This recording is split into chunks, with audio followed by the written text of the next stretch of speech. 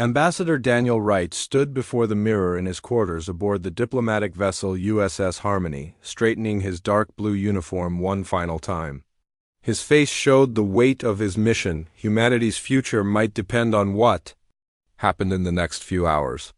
The Zyraxians had kept their distance since arriving in the solar system 5 years ago. Their technology was far beyond what humans had achieved, and their massive ships could easily destroy Earth's defenses.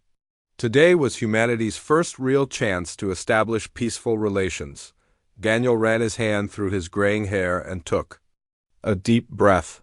At 53, he had spent most of his adult life in diplomatic service, but nothing had prepared him for first contact with an alien civilization.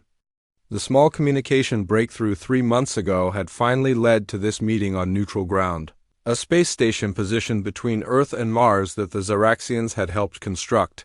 A soft knock on his door broke his concentration. "Ambassador?" "It's time," said Samantha Miller, his second in command. At 38, Samantha had earned her place on this mission through her brilliant work in game theory and conflict resolution. Her calm demeanor and sharp mind had helped resolve 3 international crises back on Earth. "I'll be right there," Daniel replied, giving himself one last look. The stakes had never been higher. In the briefing room, the rest of the small delegation waited. Dr. Alan Peterson looked up from his tablet as Daniel entered. The xenobiologist had spent the last 4 years studying everything they could learn about Zyraxian biology from long-distance observations. "Remember," Alan said, "their body temperature runs much cooler than ours. Don't be alarmed by how cold their skin feels if you shake hands, assuming they even agree to physical contact." Catherine Ruiz nodded in agreement. The linguistics specialist had been key in deciphering the Zyraxian communication patterns. Their language relies heavily on tone and rhythm. The translation devices should handle most of it, but be aware that slight changes in how they speak might indicate significant shifts in meaning. Owen Gray, the cultural attaché, stood near the viewport, staring out at the stars. His photographic memory had made him invaluable. He had memorized every scrap of information about the Zyraxians. "They value precision and directness," he said without turning around. "They find our tendency to use metaphors and indirect speech patterns confusing at best, deceptive at worst." Daniel addressed his team. "The shuttle leaves in 15 minutes. Remember, the Zyraxians' primary condition for this meeting was that we come unarmed. They've scanned our shuttle thoroughly and confirmed we're carrying no conventional weapons. And we've honored that request completely," Samantha added with a slight smile. The journey to the station took just under an hour. As their shuttle approached the massive structure floating in space, Daniel felt a mix of awe and apprehension. The station's design was unlike anything humans had built, smooth curves and spiraling extensions that seemed to defy structural engineering as humans understood it. "Beautiful," Catherine whispered, pressing her face close to the window. "And intimidating," Owen added. "Notice how the design emphasizes their technological superiority while still appearing non-threatening? That's deliberate." The human pilot's voice came over the intercom. "Ambassador, we're being guided to docking bay 3. Zyraxian control says to prepare for atmospheric adjustment upon arrival." Daniel nodded to his team. "Remember your training.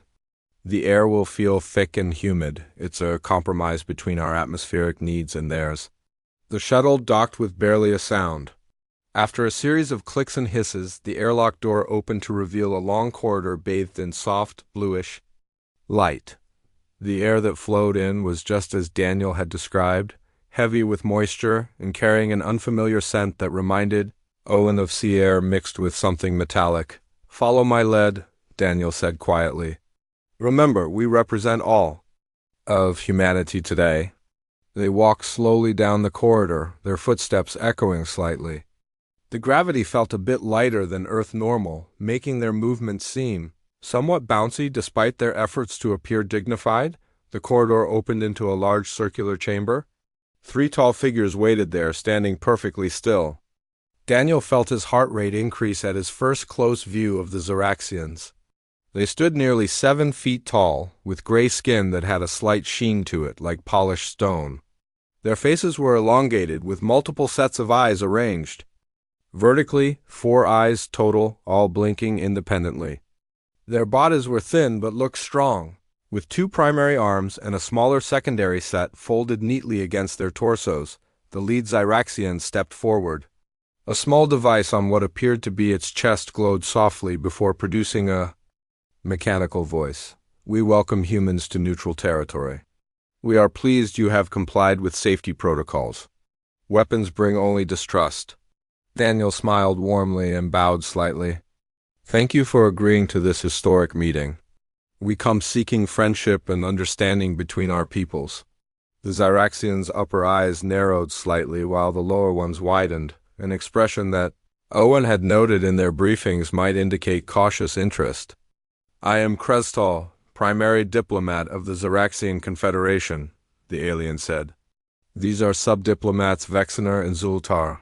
The 2 other Zyraxians inclined their heads slightly. Daniel introduced his team one by one. As each name was spoken, the Zyraxians studied them intently. "Your journey has been long," Krestal said. "We have prepared accommodations suited to human biology. You will rest, then we will begin formal discussions tomorrow at what you would call morning." As they were escorted through the station, Owen moved closer to Daniel and whispered, "Notice how they positioned their secondary limbs when they greeted us. That's their way of showing cautious respect? They're interested but wary?" Daniel nodded, almost imperceptibly. The Zyraxians were being polite, but their caution was clear. They feared humans in some way. Despite their technological advantages, their quarters were surprisingly comfortable, clearly designed based on detailed study of human needs. The rooms featured Earth-normal gravity, lighting that mimicked natural, sunlight, and temperature controls set to a pleasant 72 degrees Fahrenheit. Once they were alone, Samantha turned to Daniel. "They've been watching us very closely." "Of course they have," Daniel replied, "just as we've been studying them." "First, impressions matter, and I think we've made a decent one." Dr. Peterson was examining a food preparation unit in the corner. "They've even analyzed our nutritional requirements. This is programmed with hundreds of Earth recipes." Catherine was already reviewing notes on her tablet. "Their translation technology is impressive, but I noticed at least 3 instances where nuances were lost. I'll need to work on refining our communication protocols." Daniel looked around at his team. Each had been chosen not just for their professional skills, but for their adaptability and quick thinking. What the Zyraxians didn't understand, what they couldn't understand from merely observing humans from a distance, was that humanity's most potent weapons had never been the physical kind. "Get some rest," he told them. "Tomorrow we begin the real work. The Zyraxians believe we're unarmed because they only understand physical weapons. They have no idea that our true strengths lie in our ability to observe, adapt, and connect." As the team dispersed to their individual rooms, Daniel stood at the viewport, looking out at the stars. Somewhere out there was Earth, a tiny blue dot. That had produced a species capable of reaching for the stars despite their physical limitations. The Zyraxians might have superior technology, but humans had something just as valuable, the capacity to understand others and forge connections. Across seemingly impossible divides, tomorrow would be just the beginning of showing them what human diplomacy truly meant. The first 3 days of negotiations with the Zyraxians showed slow but steady progress. Daniel woke on the 4th morning feeling cautiously optimistic. The diplomatic team had been assigned comfortable quarters aboard the neutral station, and he was carefully building rapport with Krestal. The Zyraxian chief negotiator. Daniel started each day the same way: a light breakfast, review of notes from the previous day, and a brief meeting with his team before heading to the main negotiation chamber. The routine seemed to please the Zyraxians, who Daniel had noticed valued predictability and structure. "Good morning, Ambassador Wright," said Krestal as Daniel entered the chamber. The translation device the Zyraxian wore had been adjusted to sound less mechanical after Catherine had suggested that a more natural voice might help build trust. Good morning, Primary Diplomat Crestal, Daniel replied with a small bow. I trust you rested well? Xeraxians require less rest than humans, Crestal said. I used the night cycle to review your proposals and prepare questions. Daniel smiled. I look forward to discussing them. The morning session focused on cultural exchange proposals. Daniel had strategically started with these less sensitive topics before moving to more complex issues like technology sharing and territorial boundaries. Your species has achieved much in a short evolutionary span, Crestal observed during their midday break. We find this both impressive and concerning. Catherine, who sat to Daniel's left, caught the subtle harmonic shift in Crestal's vocalization. She leaned close to Daniel and whispered, He's worried. There's fear beneath the compliment, Daniel nodded slightly. We understand your concerns, he replied to Crestal. Humanity has evolved quickly because we've had to adapt to changing circumstances. It's why we value this opportunity to learn from a more established civilization like yours. Crestal's upper eyes narrowed, a gesture that Owen had identified as indicating thoughtful consideration. Your adaptability is notable. Some members of our council view this as unpredictable. Predictability can come in different forms, Daniel offered. While our specific solutions may vary, our core values remain consistent: survival, growth, and peaceful coexistence. After the day's formal negotiations ended, the human team gathered in Daniel's quarters for their private evening briefing. These meetings had become an essential part of their strategy, allowing them to share observations and adjust their approach. Samantha sat cross-legged on a chair, her tablet balanced on her knee. I've been documenting their negotiation patterns, she said. They're methodical, precise, and clearly uncomfortable with ambiguity. They state their positions directly and expect the same from us. That matches what we know about their home world, Owen added. Their planet has highly predictable natural cycles, no sudden weather changes. Regular seasons, even their tectonic activity follows patterns they can predict centuries in advance. Dr. Peterson nodded enthusiastically. Their biology reflects this too. I've been analyzing the data they shared with us. They have redundant systems for everything, multiple hearts, distributed neural networks. They've evolved to eliminate single points of failure. Unlike humans, Owen observed. We're remarkably fragile physically, but extraordinarily resilient in other ways. Catherine looked up from her notes. Their language follows strict patterns, too. When I suggested some flexibility in the translation algorithm, the Xeraxian linguist seemed genuinely distressed by the idea that meanings could shift based on context. Daniel paced slowly around the room, considering all this information. So they value certainty above all else. That explains their hesitation around our proposals for open scientific collaboration. The unpredictable outcomes make them nervous. Exactly, Samantha agreed. They want to know exactly what will happen at every step. Our comfort with exploration and discovery, seeing where research leads us, feels chaotic to them. Daniel stopped pacing. Tomorrow we present our initial treaty framework. Let's revise it to emphasize stability and predictability. Focus on mutual protection agreements and structured cultural exchange programs with clear guidelines. We should highlight how an alliance with humanity increases their security rather than threatens it, Samantha suggested. Good, Daniel nodded. And let's be explicit about decision-making processes. They need to know that while humans can be flexible in our methods, we're consistent in how we reach decisions. The team worked late into the night refining their approach based on their growing understanding of Xeraxian psychology and culture. The next morning, Daniel presented the revised framework to the Xeraxian delegation. He watched carefully as Crestal and the others reviewed the document. This proposal shows consideration for Xeraxian values, Crestal said finally. The structured approach to cultural exchange is acceptable. Daniel felt a small surge of satisfaction. We've tried to create a framework that honors both our ways of thinking, he said. Humans value discovery and exploration, but we also understand the importance of stability and predictability in building trust.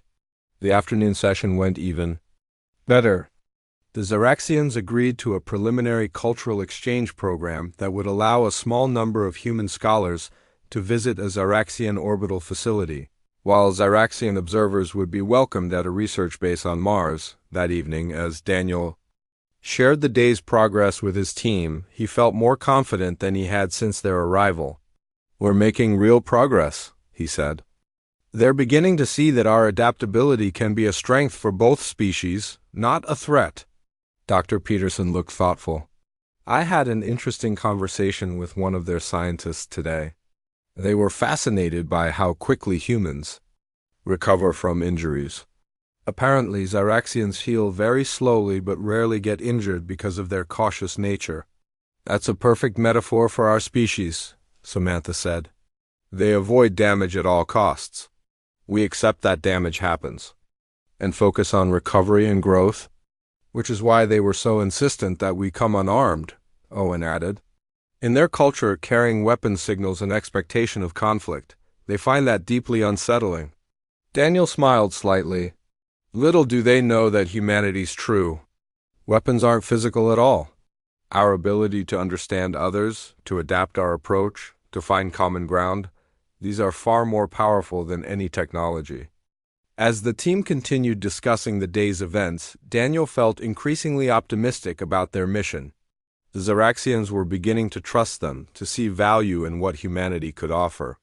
Tomorrow they would move on to more complex topics: trade routes, scientific cooperation, shared defense agreements. What remained unspoken was how the delegation was already employing humanity's true weapons: observation, adaptation, and the ability to understand an adversary's fears.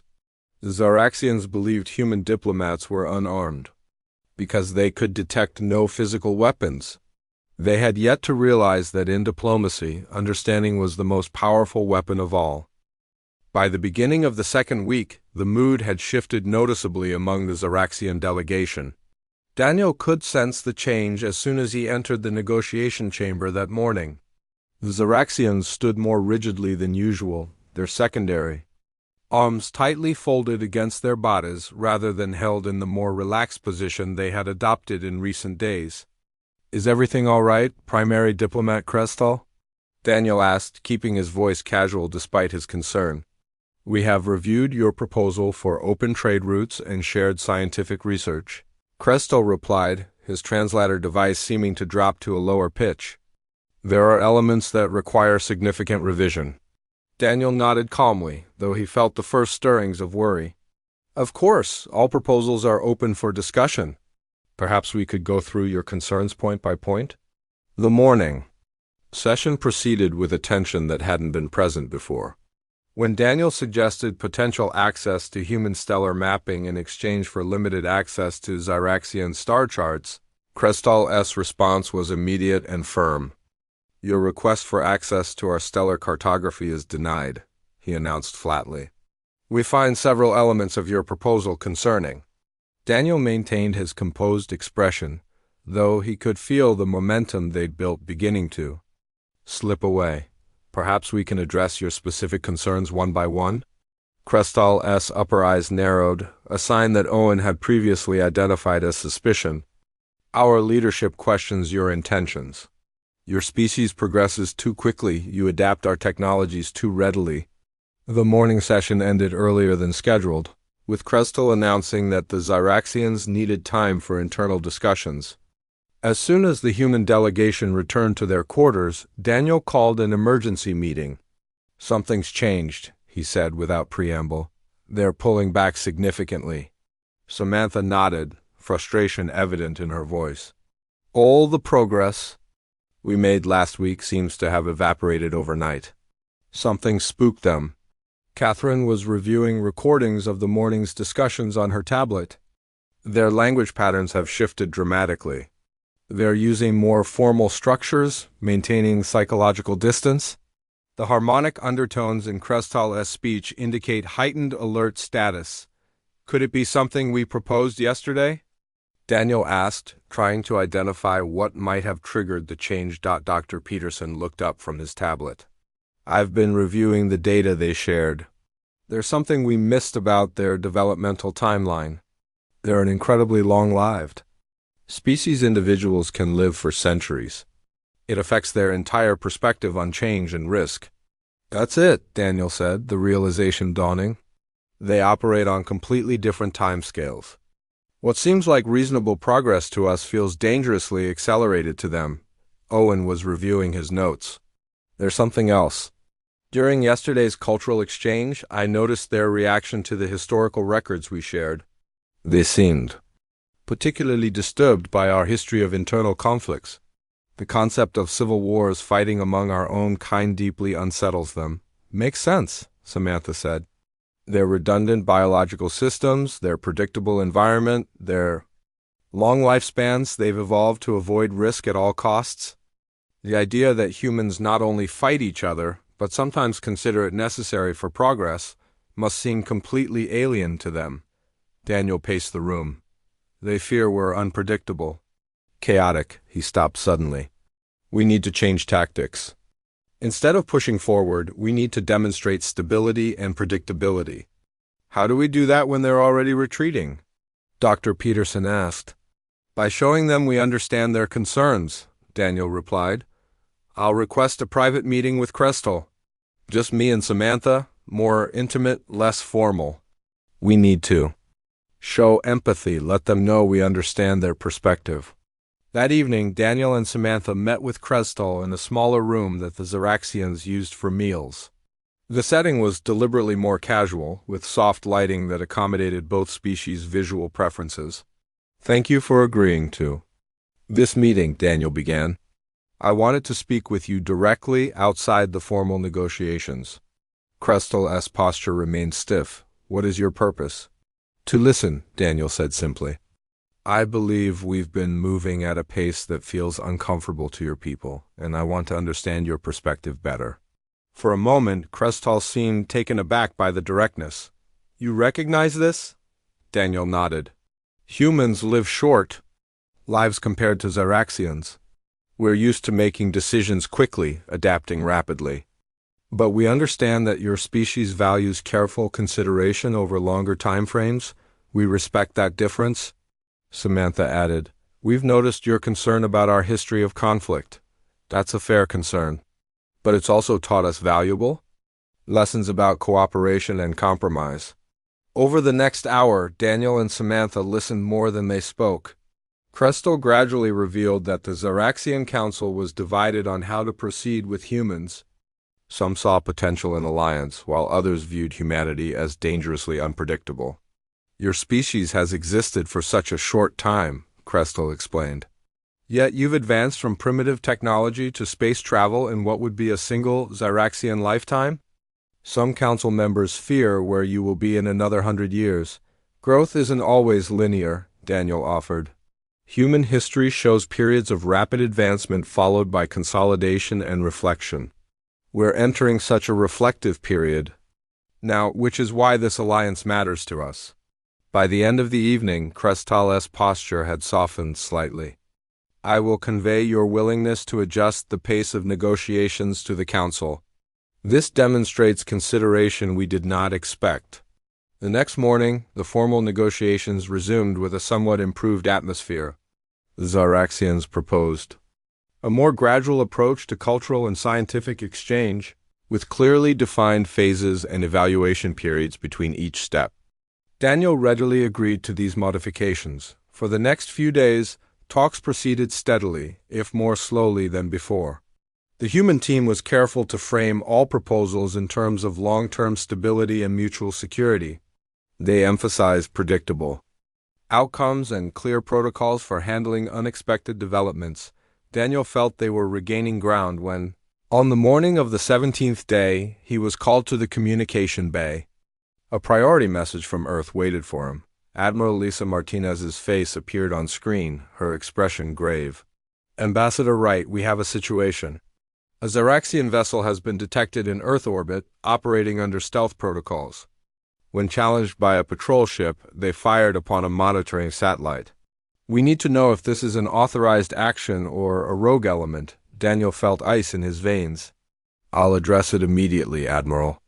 When he returned to his quarters, The rest of the team could immediately see that something was wrong. "What happened?" Samantha asked.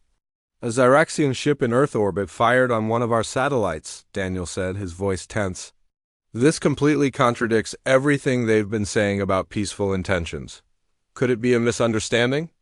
Catherine suggested. "Or a faction within their government acting independently?" Owen added. Daniel shook his head. "Either way, we need answers. I've requested an emergency session with the full Zyraxian delegation. This could unravel everything we've worked for." As the human team prepared for the confrontation, Daniel couldn't help but wonder if they had misread the Zyraxians entirely. Had the aliens been negotiating in bad faith all along? Or was there something else at play, some aspect of Zyraxian culture or politics they had failed to grasp? One thing was certain: the peaceful talks they had carefully nurtured were about to face their greatest test. The question now was whether human diplomacy could navigate this crisis, or if they were heading toward a breaking point from which there would be no return. The emergency session with the Zyraxian delegation began in an atmosphere of barely contained tension. Daniel and his team arrived at the negotiation chamber to find not only Krestal and his usual associates but also several new Zyraxians they had never seen before. One stood taller than the others, with elaborate markings on its exoskeleton that suggested higher rank. "Ambassador Wright," Krestal began, his voice translated with none of the warmth that had begun to develop in recent days. "This is High Commander Vexenar of the Zyraxian Security Fleet." Daniel nodded respectfully toward the new Zyraxian while mentally noting the change in dynamics. The presence of a military commander rather than another diplomat sent a clear message. "Hi, Commander," Daniel acknowledged. "I've requested this meeting to discuss a serious incident. A Zyraxian vessel was detected in Earth orbit operating under stealth protocols. When challenged, it fired upon an Earth monitoring satellite. This action seems contrary to the spirit of our negotiations." The room fell silent. The tall Zyraxian stepped forward, its multiple eyes fixed intently on Daniel. "I am High Commander Vexenar," it announced, the translator producing a deeper, more authoritative voice than Krestal's. "The vessel you detected was conducting legitimate security assessment. Your primitive detection systems were not meant to discover it. This suggests you have militarized your orbital systems beyond what you have disclosed." Daniel kept his voice level despite his rising concern.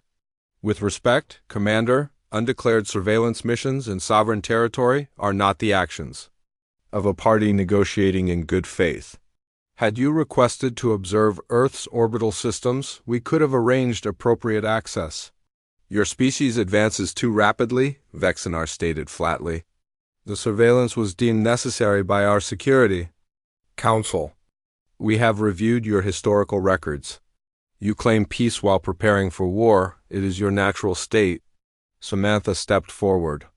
"If you've reviewed our records so thoroughly, you'll know that humanity has also shown remarkable capacity for forgiveness and cooperation. We overcome our differences." "Through conflict?" Vexenar countered. "Always through conflict first." Daniel could see the talk spiraling away from them. The Zyraxians had clearly been conducting their own assessment of humanity in parallel with the negotiations, and they had reached troubling conclusions. "High Commander," Daniel said carefully, "perhaps there's a misunderstanding about human history. While it's true we've had conflicts, we've also built lasting peace through dialogue and mutual understanding, exactly what we're attempting here." Vexenar's upper eyes narrowed to slits. "Our analysis is thorough. Your own records show 17 major global conflicts in the past 300 years. Your treaties last decades at most before being broken. Your leaders speak of peace while developing weapons." Catherine leaned close to Daniel and whispered, "They're using formal diplomatic rejection language." "The patterns indicate they've already made their decision," Daniel tried once more. "Commander Vexenar, primary diplomat Krestal, we acknowledge that humanity's history contains conflict, but it also contains growth and learning. Each generation has built more stable peace than the last. We're here because we believe cooperation with the Zaraxian people offers both our species a better future than isolation or mistrust. Krestal and Vexinar exchanged a series of rapid clicks and whistles that the translation devices didn't convert. After a moment, Vexinar turned back to the human delegation. These negotiations are suspended pending further assessment of human intentions. You will remain on this station until transport can be arranged for your return to Earth. With that pronouncement, the Zaraxian delegation turned to leave. As they moved toward the door, Catherine whispered urgently, "They're not just postponing, Daniel. Their dialect shifted to terminal forms. They're ending the talks completely." Once the Zaraxians had left, Daniel gathered his team close. "We're being detained, not just delayed. They said we'll stay here until transport is arranged, but they gave no time frame. We need to consider our options. Could Earth send a ship for us?" Dr. Peterson asked. Daniel shook his head. The Zaraxians control access to this station. Any approach by an Earth vessel might be seen as hostile action, especially now. Owen spoke up. "They believe they hold all the cards. They think we're physically trapped and diplomatically outmaneuvered." "What are our actual resources?" Samantha asked, always the strategist. "What do we have that they don't know about or haven't considered?" "Our knowledge of them," Catherine said immediately. "I've analyzed enough of their language and communication systems to access some of their computer networks." Dr. Peterson nodded eagerly. "And I've been studying their environmental controls. Their biology requires very specific conditions. I can adjust those settings if necessary." "I've mapped the entire station," Owen added. "I know their security patterns, shift changes, restricted areas, everything. They're creatures of habit. Their patrols never vary by more than a few seconds." Daniel considered this information. "So we're not as helpless as they think, but we need to be careful. Our goal is still peaceful resolution, not escalation." Samantha tapped her fingers thoughtfully on the table. "We need leverage. Something that makes them want to return to negotiations rather than simply send us home." For the next 3 days, the human delegation was effectively confined to their quarters and a small adjoining common area. Meals were delivered regularly, and they were treated civilly, but their access to the rest of the station was restricted. Krestal visited once to inform them that arrangements for their return journey were being finalized. During this time, the team worked quietly but purposefully. Catherine spent hours with her translator device, making subtle modifications that allowed her to access the station's communication systems. Dr. Peterson analyzed the environmental controls, identifying exactly how they could be adjusted to create discomfort for Zaraxian physiology without causing harm. Owen refined his maps of the station, noting every security checkpoint and patrol pattern. On the evening of the 3rd day, Daniel called them together in his quarters, having swept the room for monitoring devices earlier. "We're ready," he said. "Simply, the secure channel to Earth is established," Catherine confirmed. "I've hidden it within their regular communication protocols. They can't detect it. I can control environmental settings for the entire east quadrant of the station." Dr. Peterson reported, "Nothing dangerous, but I can make things very uncomfortable for Zaraxian biology if we need to." "All security patterns are mapped and timed," Owen said, displaying a detailed schematic on his tablet. "If we needed to move around the station undetected, I know exactly when and where to go." Daniel nodded, satisfied with their preparations. "Samantha, what's our strategic assessment?" "3 viable options," she answered confidently.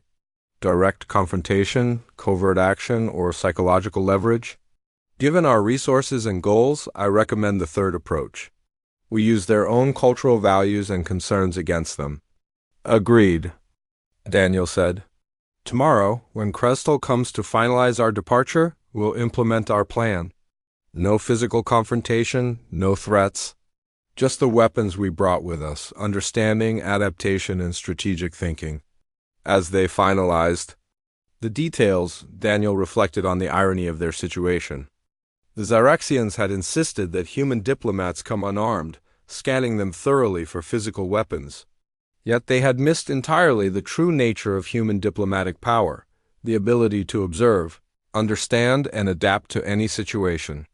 Finding leverage where none seemed to exist tomorrow would demonstrate just how mistaken the Xeraxians had been in believing that human diplomats were ever truly unarmed. The next morning, Krestal arrived at the human quarters precisely on schedule. The Xeraxian diplomat's posture was stiff, the formal body language that Owen had identified as indicating a closed mind and predetermined outcome. "Ambassador Wright," Krestal began, "arrangements have been completed for your return transport. A vessel will arrive tomorrow to escort you back to Earth. The High Council regrets that our negotiations could not continue." Daniel nodded calmly. "Before we proceed with departure plans, we've prepared a data package for your leadership to review." He gestured to Samantha, who stepped forward with a small data device. "What is this?" Krestal asked, making no move. "To accept it?" "Information we believe the High Council should consider before finalizing their decision," Daniel explained. "Would you prefer I transfer it directly to your system?" Without waiting for a response, Daniel tapped the command on his tablet. A soft chime sounded from the Xeraxian communication panel on the wall, indicating a completed data transfer. Krestal's upper eyes widened in alarm. "How did you access our secure network?" Catherine smiled slightly. "Your language contains the keys to your computer systems. The patterns are quite elegant once you understand the underlying structure." "The data package contains 3 elements," Daniel continued smoothly. "First, a comprehensive analysis of inconsistencies between Xeraxian stated principles and actions. Second, a predictive model showing how isolation from humanity will ultimately weaken Xeraxian security rather than strengthen it. And third, evidence that we've already transmitted this analysis to 17 other spacefaring species in neighboring systems." Krestal's secondary arms unfolded from his body in what Owen had identified as a gesture of extreme agitation. "Impossible. Communications are blocked." "For conventional systems, yes," Catherine said. "But we identified several subspace frequencies you don't monitor. Quite an oversight for such a thorough species." This was a calculated bluff. They had established communication with Earth, but lacked the capability to contact other alien civilizations. The Xeraxians, however, had no way of knowing this. "You have 6 hours to reconsider your position," Daniel stated calmly. "After that, we activate environmental protocols that will make this station temporarily uninhabitable for Xeraxian physiology, though perfectly comfortable for humans." Dr. Peterson nodded confirmation. "Your biology is remarkably sensitive to certain atmospheric compositions that don't affect us at all. Fascinating evolutionary adaptation to your stable homeworld." "This isn't a threat," Daniel clarified, seeing Krestal's posture grow even more rigid. "It's a demonstration of the fundamental difference between our species. You evolved for consistency and stability. We evolved for adaptation and problem solving. You see our capacity for conflict as a weakness. It's actually our strength." Krestal's voice emerged from the translator in a higher pitch than usual. "These actions prove our concerns about human unpredictability and aggression." "On the contrary," Samantha interjected, "they demonstrate our commitment to mutual understanding. We could have simply accepted your decision and returned to Earth, but that would have led to misunderstanding and potentially conflict in the future. Instead, we're using every tool at our disposal to ensure communication continues. Consider this," Daniel added. "We discovered your surveillance ship near Earth. We identified a way to access your communication systems. We mapped your entire station. We analyzed your biological vulnerabilities. And yet our response isn't to threaten or attack, but to insist on continued dialogue. Doesn't that suggest our intentions are genuinely peaceful?" For a long moment, Krestal was silent, all 4 eyes blinking in an uneven pattern that Catherine had noted indicated internal conflict. "I will convey your message to the High Council," Krestal finally said, then turned and left the human quarters. As soon as the door closed, Samantha turned to Daniel. "Do you think it worked?" "We'll know soon enough," Daniel replied. "Either they'll send security forces to restrain us, or they'll reopen negotiations." The next few hours passed in tense waiting, Dr. Peterson monitored the station's systems for any changes in security protocols. Owen kept watch on the corridors outside. Their quarters. Catherine listened for changes in communication patterns. "Something's happening," Catherine announced suddenly. "There's a surge in communication traffic between the station and the Xeraxian homeworld. Multiple encrypted channels." "They're taking us seriously," Daniel said. "Good. 4 hours and 23 minutes after Crestel's departure, their door chimed. When it slid open, both Crestel and High Commander Vexinar stood in the corridor. "The High Council has reviewed your data package," Vexinar stated without preamble.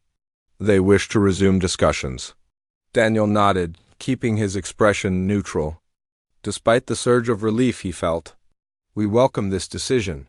However," Vexinar continued, "the format will change. The Council requires assurances that human unpredictability can be contained within acceptable parameters." "We're open to discussing new formats," Daniel replied. "Perhaps we could start by addressing the concerns raised by your surveillance mission? Transparency works both ways, Commander." Vexinar's upper eyes narrowed, but he gave a slight nod. "The Security Council authorized observation to verify human technological capabilities. Your detection of our vessel was unexpected. It raised concerns about undisclosed defensive systems." "Not undisclosed," Daniel corrected gently. "Simply not yet discussed. We were proceeding through negotiations in a logical sequence from cultural exchange to scientific cooperation and eventually to security matters. The Council suggests accelerating discussion of security protocols," Crestel said, "to avoid future misunderstandings." Daniel exchanged glances with his team. "We agree. Shall we reconvene in the main chamber in 1 hour?" After the Xeraxians departed, the human team gathered for a quick strategy session. "They'd back down," Samantha said, unable to keep a note of triumph from her voice. "For now," Daniel cautioned. "But this is just the beginning. We've proven we can't be dismissed easily, but that doesn't mean they trust us." "At least they're talking again," Dr. Peterson pointed out.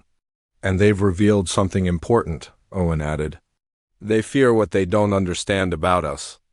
"Our unpredictability terrifies them," Catherine nodded. Their language shifted when they returned. "They're using more conditional forms now, leaving room for adjustment. That's progress. So what's our approach moving forward?" Samantha asked. "We demonstrate that human adaptability can be a strength for them as well," Daniel said.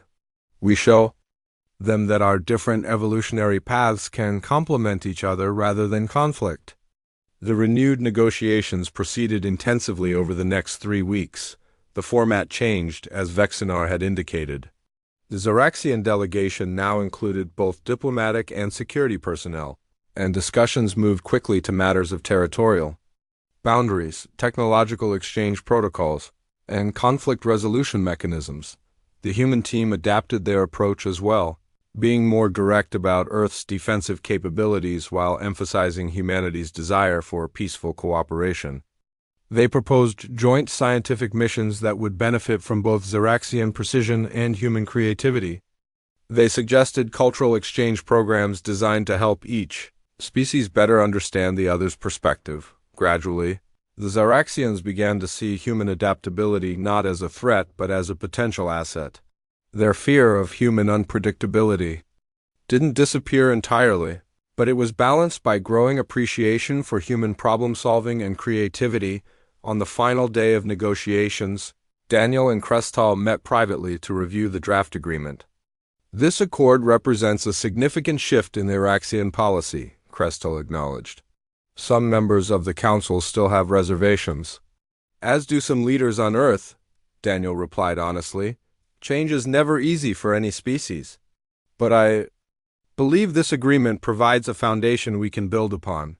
"Your methods during the crisis were unexpected," Crestel said, his translator conveying what Daniel had come to recognize as the Xeraxian equivalent of reluctant admiration.